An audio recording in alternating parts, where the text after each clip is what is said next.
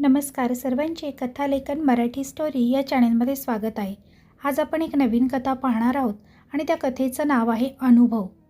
लेखक आहेत कौस्तुभ कुलकर्णी. लेखक कौस्तुभ कुलकर्णी त्यांना आलेला अनुभव या कथेद्वारे आपल्याला सांगू इच्छितात. रविवारची सकाळ होती. नेहमीप्रमाणे दोघे लवकर उठलो आणि साधारण सकाळी 6च्या आसपास दोघे वॉकसाठी बाहेर पडलो. साधारण 1 किलोमीटर दोघेही बरोबर गेलो आणि त्यानंतर मी जॉगिंग करत करत 4-5 किलोमीटर पुढे निघून गेलो. अचानक एका नवीन नंबरवरून कॉल आला. मी उचलला. त्या अनोळखी माणसाने सांगितलं की पोलीस स्टेशनच्या थोडे पुढे तुमच्या बायकोचा ॲक्सिडेंट झालेला आहे. त्यांनी तुमचा नंबर सांगितला आणि त्या बेशुद्ध झाल्या. बऱ्याच गाड्यांना हात केला पण कोणी थांबले नाही. शेवटी पळत निघालो आणि साधारण 20 मिनिटात घटनास्थळी पोचलो. बरीच गर्दी जमली होती आणि रस्त्याच्या बाजूला असलेल्या कट्ट्याला टेकवून दोघांनी बसवले होते तिला. एका दुचाकी स्वाराने ती चालत असताना अनाहूतपणे धडक दिली आणि ती रस्त्याच्या बाजूला असणाऱ्या 20 ते 22 फूट खोल खड्ड्यात पडली होती. तिला दुचाकी धडकण्याआधी अचानक एक पूर्ण काळं कुत्रं धडकलं गाडीला आणि ते तेथेच निश्चित पडलं होतं. धक्का किती जोरात असेल याचा विचार करूनच मी हँग झालो. त्यातून सावरून मग एक मित्राची गाडी बोलवली आणि पटकन एक जवळच्याच दवाखान्यात गेलो. साधारण 2-3 तास एक्स-रे, CT स्कॅन आणि काही तपासण्यांमध्ये गेले, पण तोपर्यंत ती शुद्धीवर आली होती. माझ्याही जीवात जीव आला होता. रिपोर्ट आले. ट्रान्झिस्टर प्रोसेस म्हणजेच पाठीच्या कण्याच्या बाजूला असणाऱ्या सपोर्टिंग सिस्टीमला 5 फ्रॅक्चर होते. साधारण 8 दिवस दवाखान्यात राहून डिस्चार्ज मिळाला. पुढचे 6 महिने रेस्ट आणि फिजिओथेरपी आणि जोडीला बऱ्याच गोळ्या औषधे होतीच. त्यावेळी मी नुकताच मिकाओ उसूळ यांच्या रेकीच्या 2 लेवल शिकलो होतो आणि लवकरच 3री लेवल करावी असा विचार चालू होता. पण सध्याची परिस्थिती बघता काही महिने पोस्टपोन करावे असे ठरवले. नंतर परत ॲक्सिडेंट स्पॉटवर गेलो. बिचारा काळ्या कुत्र्याचा हकनाक बळी गेला होता. पण बाजूला खोल खड्डा आणि तिथली अणकुचीदार दगडं पाहून मी सुन्न होऊन बसून राहिलो. घरी आलो, ध्यानाला बसलो, पण डोळ्यापडून काळं कुत्रं काही जात नव्हतं. मग बालाजी सरांना फोन केला आणि त्यांना सगळी घटना सांगितली. ते म्हणाले, दत्त महाराज भैरव बाबा पाठीशी आहेत. त्यांनीच वाचवले तुमच्या मिसेसला. काळजी नसावी. थोडासा रिलॅक्स झालो. थोडा वेळ मिळाल्यावर पुण्यात जाऊन माझ्या गुरु बॅनर्जी यांच्याकडून रेकीची 3री लेवल पण केली. या लेवलमध्ये बऱ्याच नवीन प्रोसेस शिकलो. त्यामध्ये काही प्रोसेस अत्यंत क्लिष्ट होत्या. माझी इच्छा म्हणून एखाद्या तृप्त आत्मा वगैरे समोर आला तर काय करावे असे अचानक मी माझ्या गुरूंना विचारले. तसे त्यांनी मला काही प्रोसेस, सुरक्षा कवच आणि अजून काही सावधानी घ्यावे सांगितले. संध्याकाळी घरी येताना का कुणाला माहीत नाही पण परत ॲक्सिडेंट स्पॉटजवळ थांबलो. गूढ आणि विचित्र आणि खूप दूषित किंवा शापित जागा असल्याचे जाणवले. माझ्या गळ्यात माझं रुद्राक्ष होतंच, त्यामुळे असेल कदाचित, पण काही भीती वगैरे वाटली नाही. आल्यावर नेहमीप्रमाणे संध्याकाळी रेकीद्वारे ध्यान करण्यात बसलो. साधारण 30-1 मिनिटांनी चांगले ध्यान लागले, पण एक विचित्र शांतता वाटत होती आणि एक बाई पाठमोरी दिसत होती. तिचा साडीचा रंग अजूनही अंगावर काटा येतो लिहिताना. मला ध्यान लागले आणि एका स्त्रीची आकृती पाठमोरी दिसली. त्याच्या आधीचा एक किस्सा सांगायचा राहून गेला, तो थोडक्यात सांगतो. मी रेकीची 2री लेवल कर्जत इथे एका रिसॉर्टमध्ये केली आणि 3 दिवस राहायचे म्हणून मी माझ्या पूर्ण फॅमिलीसह गेलो, जेणेकरून थोडासा हवापालट होईल आणि मानसिक शांती पण मिळेल. म्हणून गेलो. शेवटच्या दिवशी एक ग्रुप रेकी सेशन असते. त्यात एक व्यक्ती झोपतो आणि बाकीचे 8-10 लोक वेगवेगळ्या भागात बसून त्या झोपलेल्या व्यक्तीला रेकी पास करतात. अचानक माझ्या गुरु म्हणाल्या, तुझ्या बायकोला बोलाव, आपण सगळे त्यांना रेकी देऊ. मी तिला बोलावले आणि ती तयार झाली आणि आम्ही सगळे रेकी देऊ लागलो. खूप जास्त एनर्जी जात होती आणि आमच्या गुरु ट्रान्समध्ये गेल्या आणि त्यांनी तो अपघात कसा झाला हे पाहिले आणि आम्हाला म्हणाल्या की ती जागा फार वाईट आहे. त्या जागी आतापर्यंत अनेक बळी अपघात गेलेले आहेत आणि अतिशय वाईट शक्तींचा आणि आत्म्यांचा प्रभाव आहे तिथे. त्यांनी त्या सर्वांचा योग्य तो बंदोबस्त केला. मला ध्यानात आकृती दिसल्यानंतर मला हे सर्व परत आठवायला लागले आणि मला थोडी भीती, काळजी वाटू लागली. दुसऱ्या दिवशी सकाळी रोजच्याप्रमाणे सकाळी वॉकला गेलो नाही, पण दुपारी 4:30 वाजता चालायला निघालो. अपघात झालेल्या जागेच्या जवळून गेलो आणि त्या जागेच्या बरोबर समोर जो डोंगर होता तिथे जावे असे वाटले आणि मी डोंगरावर गेलो. खूप सुंदर आणि निसर्गरम्य असा तो डोंगर. वन विभागाची निगराणी असल्यामुळे आणि जवळच राहणारी काही निसर्गप्रेमी यांच्यामुळे अतिशय स्वच्छ आणि अजिबात कचरा आणि प्लॅस्टिक, पिशव्या, बाटल्या वगैरे काही नव्हते. खूप छान मेंटेन केलेला होता. वर एक छोटेसे देवीचे मंदिर आणि पाषाणातील एक मोठी देवीची मूर्ती. निशब्द आणि स्तब्ध होऊन बराच वेळ तेथे बसून राहिलो आणि जोपर्यंत शक्य आहे तोपर्यंत रोज येथे येऊ असा मनोमन ठरवून घरी परत आलो. संध्याकाळी परत ध्यानाचा सराव चालू केला. सुरक्षा कवच घेतले, रेकीचे सिम्बॉल वापरले आणि ध्यानाला बसलो. अर्धा तास बसलो, परत तीच पाठमोरी आकृती. मला डोंगरावर जाण्याची ओढ लागली. दुसऱ्या दिवशी लवकर काम आटपून 4 वाजता घरी आणि 5च्या आसपास परत डोंगरावर आलो. आज मात्र मंदिरात जाण्याचे टाळून तेथे वर असणाऱ्या घनदाट झाडीतून एकदम टॉपवर आलो. अतिशय सुंदर जागा. आजूबाजूचे सर्व डोंगर, सह्याद्री पर्वतरांग, एक तलाव दिसत होता. रस्ते खूपच बारीक आणि तुरळक गर्दी. आज मात्र तिथेच ध्यान करावे अशी प्रबळ इच्छा झाली आणि बसलो. परत तशीच आकृती, फक्त आता चालताना दिसत होती. असेच साधारण 2 महिने मी रोज तिथे जाऊन बसू लागलो. माझी उत्कंठा मला रोज तेथे जाण्यास भाग पाडत होती. साधारण महिनाभराने मला ती आकृती धूसर पण थोडीशी क्लिअर दिसू लागली. पण काही बोलत नव्हती किंवा काहीच उकल होत नव्हती. साधारण 3 महिने मी रोज तिथे जात होतो. एके दिवशी डोंगरावरून आलो. आंघोळ वगैरे आटपून ध्यानाला बसलो. आज घरात कोणीच नव्हते त्यामुळे एकटाच होतो. ध्यानाला बसलो आणि साधारण एखादा तास झाला असावा आणि ही बाई अचानक ध्यानात समोर. मला काहीच सुचत नव्हते. घशाला कोरड पडत होती. पण माझ्या गुरूंची आठवण आली आणि शिकवलेलं सर्व लक्षात आलं आणि मग मला थोडा धीर आला. सुरक्षा कवच घेतलेच होते त्यामुळे भीती कमी झाली. माझ्या लक्षात आले की ही आपल्यापासून बऱ्याच अंतरावर दिसत आहे, म्हणजे नक्कीच आपल्याला काही इजा होण्याची शक्यताच नाही. मग मी पहिल्यांदा तिच्याशी बोललो, का माझा पाठलाग करत आहेस? 3-4 महिने मी नीट झोपलेलो नाही. काय हवे तुला? ती म्हणाली, तुझी बायको. आता मात्र मी पुरता घाबरून गेलो, पण तरीही शांतपणे आणि ठामपणे तिला नाही म्हणून सांगितले. ती म्हणाली, मागच्या वर्षी आमच्या हद्दीतून तू तुझ्या बायकोला जखमी घेऊन गेलास. तिला जोपर्यंत परत देत नाहीस तोपर्यंत मी तुला सोडणार नाही. मला काही पारंपरिक मंत्र माहीत होते जे आमचे पणजोबा वापरत होते. त्यांचा जप चालू केला आणि ती गायब झाली. परत 1-2 दिवस ब्रेक घेतला. माझ्या गुरूंशी बोललो. गावाकडे फोन लावून आमचे एक जुने परंतु अतिशय विद्वान गुरुजी आहेत त्यांच्याशी बोललो. ते म्हणाले, पुढच्या आठवड्यात मी मुंबईत आहे. तिथे मला भेट. बघूया काय करायचे ते. तोपर्यंत रोज डोंगरावर जाणे चालू ठेवले. 2-3 दिवस मला काहीच दिसले नाही ध्यानात. पण 1 आठवड्यानंतर डोंगरावर ध्यानासाठी बसलो. थोडासा अंधार पडू लागला होता. आभाळ दाटून आलं होतं. कधीही पाऊस येईल असे वातावरण झाले होते. ध्यानात बसलो आणि एक अतिशय घाणेरडा वास आला. गरम हवा माझ्या जवळून गेली. वातावरण थंड, पावसाळा असून पण मला घाम फुटला होता. मी तसाच बसून राहिलो. अचानक बाईसाहेब अतिशय विक्राळ आणि कुरूप व अतिशय भयानक रूपात समोर आल्या. अतिशय आक्रमक रूप होतं ते. अजूनही लिहिताना सुद्धा अंगावर शहारे आले आहेत. फक्त मला भीती दाखवूनच मारून टाकण्याचा विचार होता बहुतेक. पण अचानक खांद्यावर कोणाचा तरी हात पडला. मंदिराचे पुजारी आले होते. रागावून म्हणाले, पाऊस येतो आहे, अंधार झाला आहे, जवळच जंगल आहे. काय मरायचा विचार आहे का काय? चल निघ इथून. मला जवळजवळ हाकलून दिले त्यांनी. मी तसेच हळूहळू घरी परत निघालो.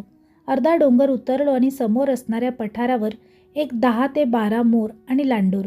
क्षणात माझ्या मनातील भीतीचं रूपांतर आनंदात झालं. पाऊस बारीक चालू होता आणि एक मोर अतिशय छान असा पिसारा फुलवून उभा होता. जवळ मोबाईल असूनही मी त्या दृश्याने इतका हरवून गेलो की फोटो वगैरे घेण्याचे सुचले नाही. पण नक्कीच एक विश्वास आला होता की आपण सही सलामत या सर्वातून बाहेर पडणार. बहुतेक निसर्ग आणि निसर्गाचा निर्माता जणू काही मला सांगत होता, भिवू नकोस, भिवू नकोस, मी तुझ्या पाठीशी आहे. घरी आलो. आज मात्र ध्यान न करता जेवून झोपी गेलो. उद्या मुंबईला जाऊन गुरुजींना भेटायचे होते. पण मी आज त्यांना फोन करायला विसरलो होतो. सकाळी उठलो, आवराआवर चालू. तेवढ्यात त्यांचा फोन आला. माझी तब्येत ठीक नाही तेव्हा 1 आठवडा तरी यायला जमणार नाही म्हणून. परत एकदा निराशा. जाऊ दे, मी ठरवले आता माघार नाही, असे मी मनोमन ठरवले आणि मला जी काही माझ्या आजोबांनी शिकवले होते ते सर्व आठवून मी तयारीला लागलो. रोज जप, ध्यान, रेकी सर्व चालू ठेवले. डोंगरावरही जात होतो, पण अंधार पडायच्या आत परत येत होतो. आता 1 आठवडा तरी गुरुजी भेटणार नव्हते. त्यामुळे मी मंत्र आणि रेकी अशी दोन्ही सुरक्षा कवच घेऊनच वावरत होतो. बायकोची तब्येत मात्र दिवसेंदिवस बिघडतच होती. तिच्या चेहऱ्यावर निराशा दिसून येत होती. बाधा फारच स्ट्रॉंग असल्यामुळे कदाचित ती सतत कसल्या तरी विचारात आणि वेगळ्याच जगात असल्यासारखी वागायची. याचा परिणाम सर्व कुटुंबियांवर झाला होता. एक वेगळा ताण, अनामिक भीती सर्वांच्या मनात होती. पण बोलायला कोणीही तयार नसायचे. फार कठीण दिवस होते ते. आठवायलाही नकोसे वाटते. अखेर तो दिवस उजाडला. मी मुंबईला जायला निघालो. दामोदर गुरुजींना भेटायला निघालो खरा, पण पहाटे पडलेले स्वप्न काही डोळ्यापुढून जात नव्हते. माझ्या मित्राचे मागच्या वर्षी मृत्यू पावलेले वडील आले होते. चल, आपण साताऱ्याला जाऊ म्हणाले. ते विचार झटकले. गाडीची टाकी फुल केली. ठरवले की आता तडक गुरुजींच्या दारात जाऊन थांबायचे. एक्सप्रेसवेवर आलो आणि थोड्याच वेळात माझ्या पुढे असणाऱ्या कारवाल्याने अचानकच ब्रेक मारला. नाईलाजास्तव मलाही ब्रेक मारावा लागला आणि माझ्या मागे असणाऱ्या डिझायरवाल्याला त्याची कार कंट्रोल करता आली नाही आणि तो जोरात येऊन धडकला. आता मात्र मी फार घाबरलो होतो. गाडीत तसाच बसून होतो. 5-1 मिनिटात बाकीच्या गाड्या थांबल्या. एक सभ्य गृहस्थाने थोडेसे पाणी प्यायचा सल्ला दिला. पाणी प्यायले जरा बरे वाटले. आता मुंबईला जाणे निदान आज तरी शक्य नव्हते. तसाच परत निघालो आणि गाडी शोरूममध्ये सोडली आणि परत घरी परतलो. दामोदर गुरुजींना फोन केला. ते म्हणाले, हरकत नाही, आज तू इथे पोचावे अशी त्या शक्तीची इच्छा नसेल. कदाचित असो, मीच येतो 1-2 दिवसात. मी सुटकेचा निश्वास सोडला आणि अखेर गुरुजी आले. घरात पाऊल टाकताच नेगेटिव्ह एनर्जी जाणवली बहुतेक.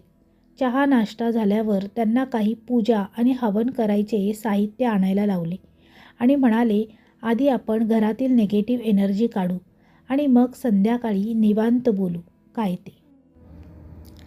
हवन उरकेस्तोवर साधारण संध्याकाळचे 5 वाजले. थोडा आराम केला, जेवलो आणि मग घरातील सगळ्यांना झोपायला सांगून आम्ही दोघेच बोलत बसलो. त्यांना आत्तापर्यंत घडलेल्या सगळ्या घटना, अगदी बारीक-सारीक गोष्टीसुद्धा तपशिलाने मी सांगितल्या. अरे कौस्तुभ, अतृप्त आत्मा आहे तो. काहीतरी इच्छा राहिली असेल. तू रेकी शिकला आहेस. तुझी साधना पण चांगली आहे. त्यामुळे तग धरलास, अन्यथा कठीण झाले असते. असो, येत्या अमावस्येला तू त्या डोंगरावर जा. मी तुला काही मंत्र आणि साधना देतो. ती अमावस्येच्या आधी पूर्ण कर, म्हणजे मग तुझी सुरक्षा अभेद्य होईल. आणि मग त्या मंत्रांचा पाठ त्या डोंगरावर बसून कर. नक्कीच ती तुला सांगेल की काय पाहिजे तिला ते. गुरुजी, मागच्या वेळेला ती म्हणाली होती तुझ्या बायकोला आणून दे. मी तिला नेणार आहे. याचा विचार करू नको. आता तिलाही कळले असतील की तिची शक्ती कमी होत आहे आणि तिच्या मुक्तीची वेळ जवळ आली आहे. तू मी सांगितले ते कर. आणि हो, तिथे डोंगरावर जेव्हा जाशील तेव्हा गळ्यात रुद्राक्ष असू दे आणि एक छोटीशी बाटली दिली. हे माता नर्मदेचे अभिमंत्रित पाणी आहे. जेव्हा बसशील तेव्हा तुझ्या भोवती या पाण्याने रिंगण कर, म्हणजे तुला काहीच धोका राहणार नाही आणि तो आत्मा तुझ्या जवळपासही भटकू शकणार नाही. आणि मग तो बोलेल. एवढं सांगून सकाळी गुरुजींना पुण्यात ड्रॉप केले आणि परत आलो. साधना आणि जप चालू केला आणि त्यांनी सांगितलं होतं ते अधिष्ठान पूर्ण केलं. पण एनर्जी थोडी जास्त झाल्यामुळे असेल कदाचित, चिडचिड खूप जाणवत होती. पुन्हा गुरुजींना फोन केला. असू दे, थोडा वेळ श्रीराम जय राम जय राम जय राम हा गोंदवलेकर महाराजांचा जप कर. शक्ती बॅलेन्स होईल. आणि तसेच झाले. खरंच गुरुजींचा सल्ला आणि मार्गदर्शन खूप बहुमूल्य ठरले. दुसऱ्या दिवशी अमावस्या होती आणि सकाळी उठलो. नेहमीच हसतमुख असणारी माझी अर्धांगिनी आज मात्र एकदम दुर्गा अवतार धारण केला होता. भयंकर चिडली माझ्यावर. हे सगळे जे काही चालवले आहे ना, त्या म्हाताऱ्याच्या सांगण्यावरून ते बंद कर, अशी धमकीवजा सूचना दिली आणि मला कामावर जाण्यास फरमावले. मी शॉक झालो. आज सुट्टी काढली आहे. जवळजवळ 6 महिने अथक परिश्रम आणि संयमाने आज या प्रकाराचा शेवट करायचा आहे. आणि हे काय? पण बायको काही ऐकण्याच्या मनस्थितीत नव्हती. अर्धा तास समजावले, पण व्यर्थ. थोड्याच वेळात आमच्या बोलण्याचे रूपांतर वादात झाले आणि मी रागारागात आवरून कामावर आलो. गुरुजींना फोन केला आणि सविस्तर वृत्तांत सांगितला. ते म्हणाले, अरे मूर्खा, आज अमावस्या आहे. त्या शक्तीचा अंमल शिखरावर आहे.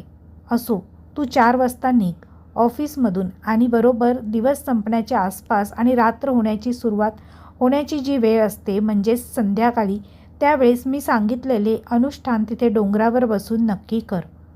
मी घरी फोन केला आणि बायकोला खोटेच सांगितले की उद्या ऑडिट आहे, त्यामुळे तयारीसाठी आज उशिरा थांबावे लागेल आणि साहेब स्वतः असल्यामुळे जास्त फोनही करू शकणार नाही. तेव्हा तुम्ही जेवून घ्या, मला उशीर होईल. ऑफिसमधून निघालो. जाम ट्रॅफिक होते. वेळेत पोचतो की नाही खूप धाकधूक होती. मागच्या अनुभवामुळे असेल कदाचित, पण मी 1 तास आधीच निघालो. ट्रॅफिकमध्ये अडकून पण वेळेत पोचलो. डोंगर पायथ्यावर थोडा चहा घेतला. पाण्याची बाटली आणि गुरुजींनी दिलेले सर्व साहित्य सोबत घेतले आणि निघालो. नेहमी वॉकिंगची गजबज असणारा भाग मात्र आज चिटपाखरूही दिसत नव्हते. मी त्या नेहमीच्या जागेवर पोचलो. एक मोठे रिंगण बनवले. माता नर्मदेच्या अभिमंत्रित पाण्याने आणि बैठक मारली. ध्यान लावून बसलो. साधारण 30 ते 40 मिनिटे झाली असतील. अतिशय उग्र आणि घाणेरड्या वासाने मी ध्यानातून बाहेर आलो. एक उष्ण लहर जाणवत होती. तो वास अक्षरशः रिंगणाच्या बाहेर जायला निघालो. उलटी आल्यासारखे वाटले, पण गुरुजींचे शब्द आठवले. मी सांगितलेले अनुष्ठान झाल्याशिवाय रिंगणाच्या बाहेर यायचे नाही. मी मग तसाच बसून राहिलो, ध्यान लावायचा प्रयत्न करत. अखेर संध्याकाळ झाल्यावर तो मंत्र चालू केला. 30 मिनिटात ते सगळे मंत्र आणि तंत्रांचा प्रयोग संपला. जोराचा वारा चालू झाला आणि माझी पाण्याची बाटली लक्ष नसल्यामुळे की काय, वाऱ्यामुळे किंवा उतार असल्यामुळे घरंगळत जाऊन बरोबर रिंगणाच्या बाहेर जाऊन एका दगडाला अडकून थांबली. आता पाणीही नव्हते. तसाच बसलो. वारा थांबला आणि अर्धा तासानंतर रेकीचे सुरक्षा कवच घेतले. काही स्पेशल सिम्बॉल वापरले आणि त्या शक्तीला, आत्म्याला बोलावले. ते भयंकर रूप पाहून नक्कीच विचलित झालो. अतिशय विक्राळ, आक्रमक आणि भीतीदायक अनुभव. आधी ती काही ऐकायलाच तयार नव्हती, पण काही इलाजही नव्हता. गुरुजींचे अभिमंत्रित पाण्याचे कवच, रुद्राक्ष, रेकी, अनेक मार्गाचे सुरक्षा कवच घेतले होते. अखेर साधारण 2-1 तास उलटले. किर अंधार पडत चालला होता. रातकिडे आणि इतर आवाज मला खूपच घाबरवत होते. आणि अखेर एका कमकुवत क्षणी ती शक्ती बोलली. आता डिटेल माहिती. काय बोलणे झाले ते काही कारणास्तव देणे शक्य नाही, किंवा मला ते सांगण्यास काही मर्यादा आहेत माझ्या गुरूंकडून, त्यामुळे मी सांगू शकत नाही. पण तिने जे सांगितले ते सर्व साहित्य गुरुजींनी सांगितल्यामुळे माझ्या सॅकमध्ये आणलेले होतेच. ते सर्व त्या आत्म्याच्या इच्छेप्रमाणे विधी करून त्यांनी सांगितलेल्या ठिकाणी ठेवले. आता मात्र परिस्थिती थोडीशी बरी वाटू लागली. अर्धा तास बसलो, मंत्र जप केला आणि आवरून निघालो. रात्री 10:30च्या सुमारास अमावस्येला अशा डोंगरावरून निघण्याची माझी पहिली आणि कदाचित शेवटची वेळ असावी. घाबरत घाबरत आणि बॅटरीचे प्रकाश असल्याने मी सावकाश डोंगर उतरला. खिंडीत आलो. खिंडीतल्या मारुतीचे दर्शन घेतले. हातपाय धुवून आणि मग 11:15च्या सुमारास घरी पोहोचलो. मुलीने दार उघडले. बाबा, आई केव्हाची झोपली आहे, साधारण रात्री 8 पासून. आम्ही दोघींनी काही खाल्ले पण नाही. दोघी मुली घाबरल्या होत्या आणि भुकेल्या होत्या. लॉकडाऊनमुळे हॉटेलसुद्धा बंद. आंघोळ केली, मस्त मॅगी बनवली, मुलींना खाऊ घातली आणि त्यांना झोपवले. आमच्या मॅडम मात्र अगदी गाढ झोपेत होत्या आणि मस्त घोरत होत्या. झोपू दे, झोपू दे तिला, फार गरज होती झोपेची. परत ध्यानाला बसलो. अतिशय शांत वाटले आणि प्रसन्न वाटत होते. सर्व काही छान आणि चांगलेच आणि शुभ होणार असे वाटले आणि मीही झोपी गेलो. सकाळी सकाळी 6 वाजता जाग आली आणि पाहतो तर काय, माझी बायको बऱ्याच दिवसांनी हातात चहाचा कप घेऊन मला उठवत होती. मी परत डोळे चोळत बसलो. अरे स्वप्न तर नाही ना? पण यावेळी मात्र हे सत्य होते. दोघांनी चहा घेतला आणि मी काल रात्रीच्या सर्व काही घटना तिला सांगून टाकले. मग ती म्हणाली, अहो रात्री 8च्या सुमारास खूप गुंगी आली आणि वेगळीच निराशा वाटत होती. अगदी बाल्कनीत जाऊन खाली उडी घ्यावी असे वाटत होते. मी निघाले पण तिकडे, पण तुमच्या लेकी बसल्या होत्या हॉलमध्ये, दिवा अगरबत्ती लावून. पुढे जाण्याची हिंमतच नाही झाली. मग झोपले आणि आता काही वेळापूर्वी जाग आली. पण हो, मला आता खूप बरे वाटत आहे. मी सुटकेचा निश्वास सोडला, नाश्ता वगैरे केला आणि बाहेर पडलो. जवळच्या टपरीवर गेलो. कशासाठी ते विचारू नका. तिथे एक आजोबा बसले होते, अगदी शांत, गंभीर, डोळ्यात पाणी आणून. मी त्यांना चहा मागवला आणि विचारले, काय झाले आजोबा? काही नाही रे, आमची रुपाली गरोदर होती. मागच्या वर्षी याच रस्त्यावर संध्याकाळी 7च्या सुमारास तिचा अपघात झाला आणि ती गेली. तर मी म्हणत होतो आज अमावस्या आहे, जाऊ नकोस वॉकला, पण तुम्ही आजकालची मुलं काही ऐकायलाच तयार नसतात. सरकन काटा आला ते ऐकून अंगावर. समाप्त. आता या सर्वातून आम्ही बाहेर पडलो आहोत आणि अतिशय आनंदातही आहोत. साधारण 2 वर्ष झाली आता या घटनेला. अचानक वाटले लिहावे, म्हणून मी लिहिले. मित्रांनो, आपल्या पूर्वजांनी ज्या काही लहान सहान गोष्टी आपल्याला शिकवल्या आहेत ना, त्या विसरू नका. खूप मोठ्या संकटांना आमंत्रण ठरू शकते. माझ्या गुरूंचा आशीर्वाद, 10 वर्षांची साधना, यामुळे मी या सर्वातून बाहेर पडलो. पण प्रत्येक वेळी प्रत्येकाला ते जमेलच असे नाही. तेव्हा काळजी घ्या आणि लक्ष असू द्या. तर मित्रमैत्रिणींनो, तुम्हाला ही कथा कशी वाटली हे कमेंटद्वारे कमेंट करून नक्की कळवा. कथा आवडली असेल तर तुमच्या मित्रपरिवारांसोबत शेअर करायला विसरू नका. व्हिडिओ आवडला असेल तर व्हिडिओला लाईक करा आणि कथेला शेअर करा.